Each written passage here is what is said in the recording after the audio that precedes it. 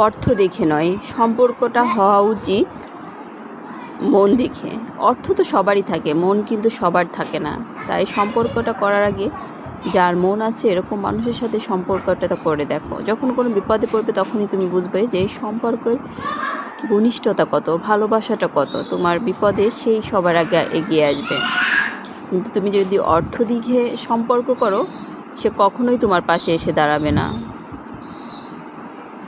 সে জানে তোমার কাছে অর্থ নেই, তুমি হয়তো তাকে অর্থ ফেরত না দিতে পারো, এই ভয়েই তোমার কাছে আসবে না। কিন্তু যার অর্থ নাই সে তোমার কাছে আসবে, কারণ সে জানে যে একজন মানুষের অর্থ না থাকলে কি কষ্ট হয়, তাই তাকে তোমাকে সাপোর্ট করতে সে আসবে।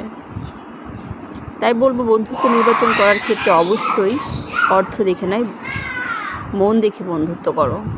ভালো থাকবে। এ পর্যন্তই, ভালো থেকো। আল্লাহ হাফেজ।